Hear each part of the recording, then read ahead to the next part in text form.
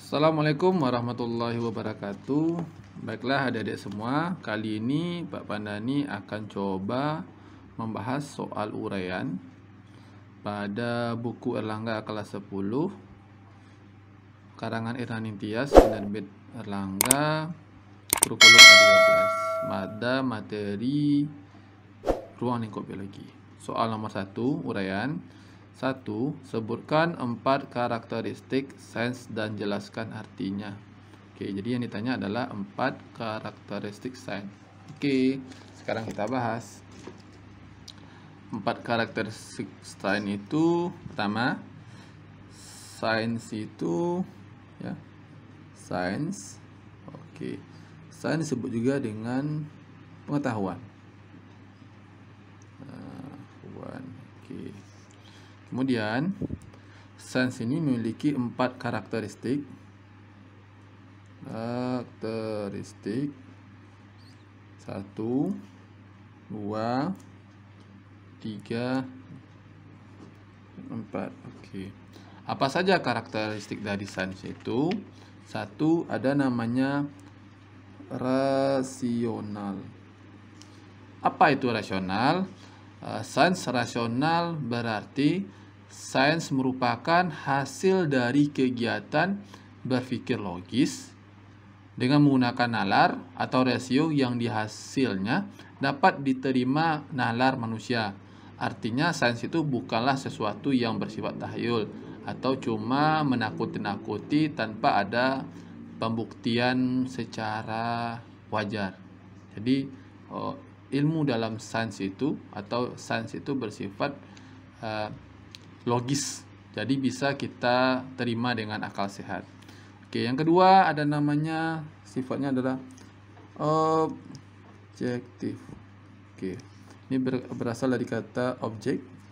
Objektif artinya sains itu merupakan suatu kebenaran apa adanya, didasarkan oleh data-data tanpa pengaruh pendapat atau pandangan pribadi. Jadi sains itu dia bersifat objektif. Kalau memang satu ya satu.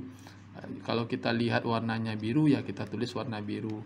Jadi tidak memandang latar belakang pribadi atau hubungan sosial. Jadi kita harus belajar sains itu sesuai dengan realnya, keadaan realnya. Jadi bersifat dengan objektivitas, objektif. Kemudian ada namanya empiris atau empirik. Artinya sains itu dapat kita buktikan dengan penelitian ataupun dengan eksperimen ataupun percobaan. Jadi ketika kita menemukan suatu gejala alam, maka kita akan melakukan langkah-langkah ilmiah untuk membuktikan dari sains itu. Contoh saya sebutkan, kita melihat sebuah sungai itu dalam keadaan kotor, warna airnya kuning. Jadi dari pengamatan yang kita lakukan atau observasi, ya, kita harus membuat hipotesis yang nanti kita buktikan. Apakah hipotesis atau dugaan sementara kita itu bisa kita buktikan dengan eksperimen. Ternyata setelah kita amati atau kita lakukan eksperimen, ternyata hipotesis kita itu bisa benar ataupun bisa salah. Kalau benar eksperimennya, artinya hipotesisnya bisa diterima. Kalau seandainya salah, maka hipotesis kita bisa ditolak. Jadi dalam sains itu ada namanya pembuktian atau dilakukan dengan percobaan. Terakhir ada namanya akumulatif. Akumulatif atau biasa kita kenal dengan akumulasi.